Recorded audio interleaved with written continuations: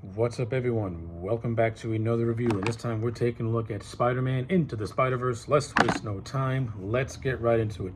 So the story of this movie is as follows. So Spider-Verse takes place in a timeline in which Miles Morales becomes the new Spider-Man, and in so doing so, he has to stop the Kingpin from using this device that can open up the multiverse. Now, in order to stop the Kingpin, he has to team up with different versions of Peter Parker, since his Peter Parker was killed by the Kingpin. So yeah, that's the overall story of Into the Spider-Verse. Let's try and make this review as short and sweet as we possibly can. Overall, I like this movie. I've now seen Into the Spider-Verse twice, and I think I like this thing much more I did the second time around than I did the first time. This is just a fun movie that has a lot of heart. Even though the story can be somewhat convoluted at times, you can tell a lot of care was put into this thing. Like the creators wanted to make a genuine good movie, and I feel that they did with Into the Spider-Verse. I think the idea of focusing on Miles Morales was actually really good and refreshing to get a Miles Morales focused story. Like, I'm somebody who is not overly familiar with Miles Morales. I don't hate the character, but after watching this movie, I've grown to like and appreciate the character of Miles Morales. I think this movie did him justice by making him extremely likable. I like all the relationships that he has, especially I like the fact that I like the fact that he has two different relationships with both his father and his uncle. It's not to say that his dad doesn't love him, because his dad does love him, but the way Miles is presented, and the way his relationship is presented with his dad, it's more or less, I don't want to say distant, but more along the lines of Miles' father wanting Miles to be something that Miles is not. And Miles has a hard time adjusting to something like that, because Miles views himself as a regular kid, and he doesn't want to be in private school or public school. He wants to be like everyone else. He doesn't want to be treated differently. Now, parallel this with his uncle Aaron, who is more attentive, more supportive, and encourages Miles to be his own man. And this is illustrated in a great scene where the two of them are doing art graffiti. Very good scene. And Marsh Mahala Ali, who played Uncle Aaron, I thought did a very good performance throughout this entire movie. I think his character was a little underutilized. He's not really in it a whole lot. I would like to see maybe one more scene with Aaron and Miles, especially after Miles gets bitten by the spider. Because I think that could have added. I think that could have added a little bit more to when Miles finds out that his uncle is the Prowler. I think that would have added much more depth to the relationship. But that's just me personally. But what I did get, I like the stuff with Miles and Aaron, because it's genuine. It's a genuine uncle-nephew relationship. Again, it's different from how Miles in relationship with his dad is. Like I said earlier, it's not to say that they don't love one another, because they do. Miles just has a different way of showing it, and he doesn't like the fact that his father could be overbearing. Now, as the movie progresses, the relationship between Miles and his dad grows, and his dad grows to accept Miles for what he is, and that starts the blooming of a more close relationship between the two.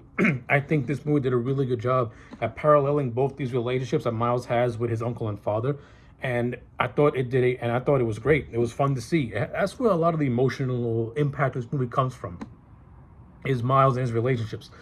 Now, in terms of how Miles and Peter B. Parker, voiced by Jake Johnson, interact, I like this stuff.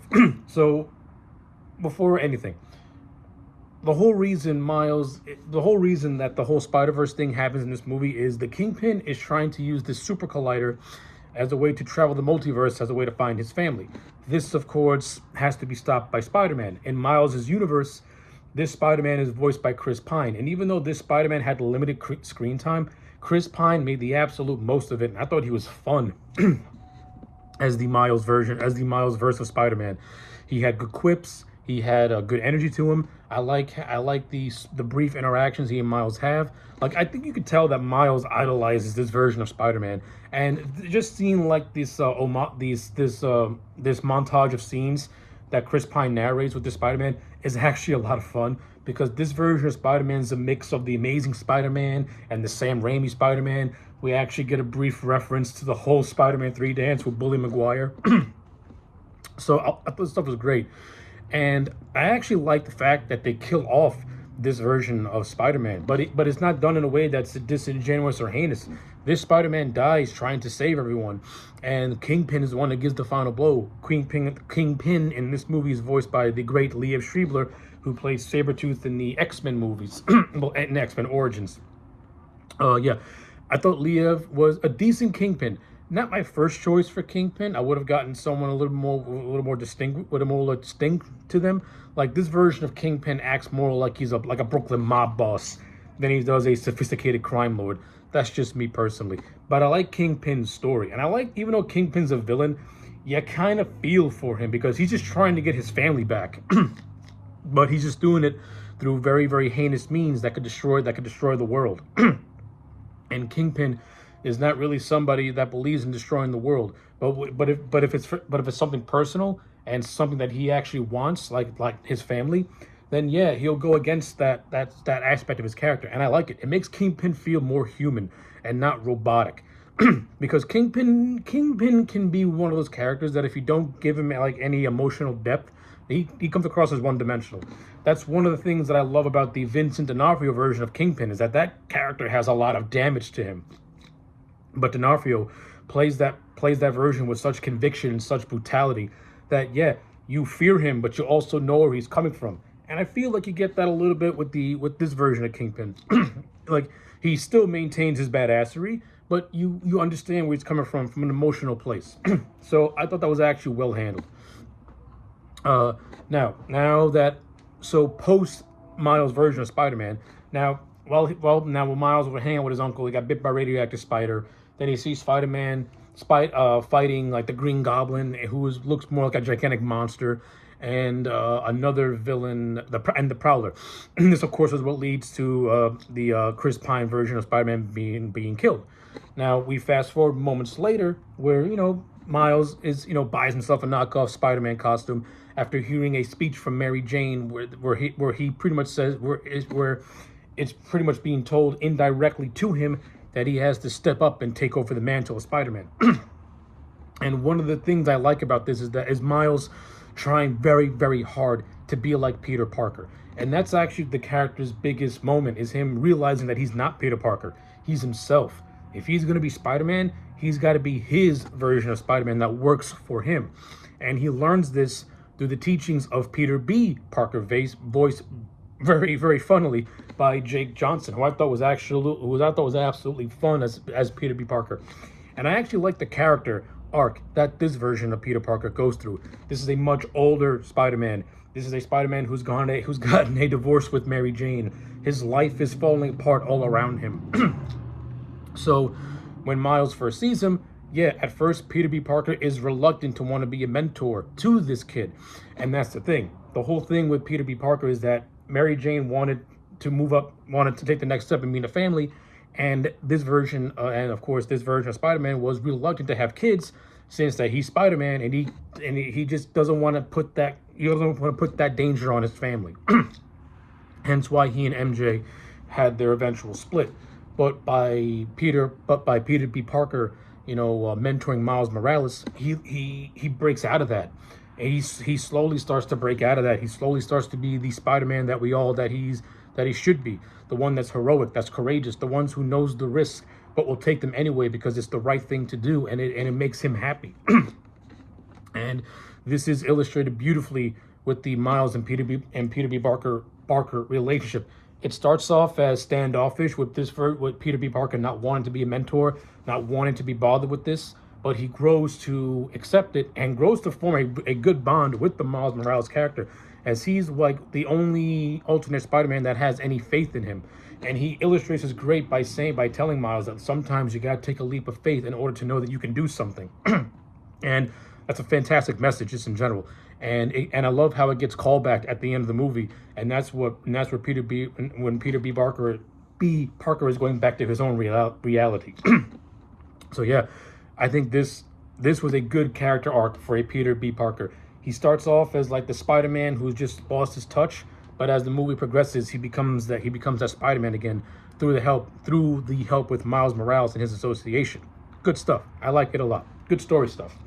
And I just like the other versions of Spider-Man as well. We get the awesome Nicolas Cage voicing Spider-Man Noir, and I love the fact that Nicolas Cage is doing homages to noir actors like Edward G. Robinson and Humphrey Bogart and James Cagney, and you can see that in the performance. This movie did not have enough Spider-Man noir. I needed more Nicolas Cage as Spider-Man noir. But the moments and pieces of dialogue that I do get, I love it. I thought Nicolas Cage was one of the best parts of this movie. Just from a vocal performance wise. And of course, I'm a Nicolas Cage fan, so of course I'm going to be biased. And I also like the introductions of Penny Parker, whose powers that she can control a spider robot. That was cool. Then you get Spider-Ham, who was bitten by a radioactive pig. That was funny. And throughout the course of the movie, Miles Morales is interacting with Gwen, who we find out is Spider-Woman. And I kind of like the origin story of Gwen. I like how she was the one that was bitten by a radioactive spider. And the reason why, and I like the whole thing of her being closed off to forming friendships because she failed to save the life of Peter Parker, her best friend. But I like throughout the course of this movie, she breaks out of that funk and she accepts the spider society, basically, as her friends, and Miles being her friend and eventual love interest. So yeah, I think for the most part, all the alternate Spider-Mans had good little character arcs. I think Peter B. Parker had the best one, but Gwen had a good one. Miles has a great character arc. Spider-Man Noir, he didn't really have much of an arc. He's just there, but he's memorable. And I just love the overall look of the Noir design. I like how all these the animation leads to giving these different Spider-Men their own distinct and visual looks, and I love it a lot. It's great stuff. In terms of this movie's overall animation, I think this movie looks fantastic. I think these guys did a phenomenal job at animating this movie. A lot of the fight scenes in this movie are brilliantly done. Like the first fight scene with Chris Pine, Peter Parker trying to stop the super collider. That was a fun scene. The scene of Miles swinging around a knocked out Peter B. Parker across Brooklyn is absolutely hilarious and good slapstick. Really, really well animated and just funny as hell. I also like the scene of Peter B. Parker and Miles going to Alchemex trying to get information about the super collider, and then they get attacked by a female version of Doc Ock, who was working for the Kingpin. I thought that chase scene throughout the woods was great, and it's during this scene is where Peter B. Parker starts to train Miles and teaches him how to use the web and how to swing, and that was their first real big bonding moment, and I loved that a lot. I thought that was great stuff. I like the scene where they all go to Aunt May's house because that's where every Spider-Man will go. Every Spider-Man will go to see Aunt May.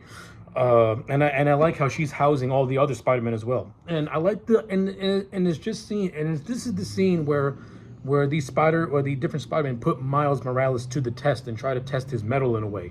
They don't feel that he's ready at the task at hand. And pretty much they all feel that they're all ready.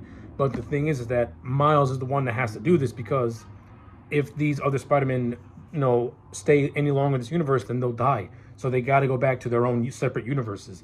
And this is the start of Miles Morales pretty much accepting the fact that he can't be Peter Parker. He has to be himself. And this is where he makes his own makeshift costume and he does the Spider-Man thing his way. And this is where the other Spider-Men start to accept him and say, yes, he is a Spider-Man. He's his own Spider-Man, but he is Spider-Man at heart. And it's through that where they're able to defeat the Kingpin at the end of this movie. And the entire third act is great. And also during this third act is where Miles and his dad start to form their bond. But I like how Miles can only show emotion and love for his dad while he's in costume because he still feels embarrassed by it. But he knows the relationship has changed with the course of the movie. So I thought that stuff was actually really well handled and a lot of fun and actually well written. And I also like the end credit scene where we get a tease of Miguel O'Hara, as we all know now, is in the Across the Spider-Verse movie. But I like how he goes into the 69 version of the Spider-Verse and they actually recreate the whole Spider-Point meme. I thought that shit was absolutely hilarious and good stuff. One of my favorite gags in the whole movie is the end credit scene of Miguel O'Hara going to the Earth 69. So yeah. With all that being said, I think Into the Spider-Verse is a great Spider-Man movie. Despite things that were done a little differently, this movie is almost near perfect, which is why I'm going to give it a solid 9 out of 10. If you have not seen this movie, check it out. If you haven't seen it in a while, give it a rewatch, because I think your opinion might change if you didn't care for it the first time around. Second time around, I think you will like it. So yeah, 9 out of 10 for Spider-Man Into the Spider-Verse. Let me know your thoughts in the comment sections down below. Like the video and subscribe, and I'll check you back next time for more.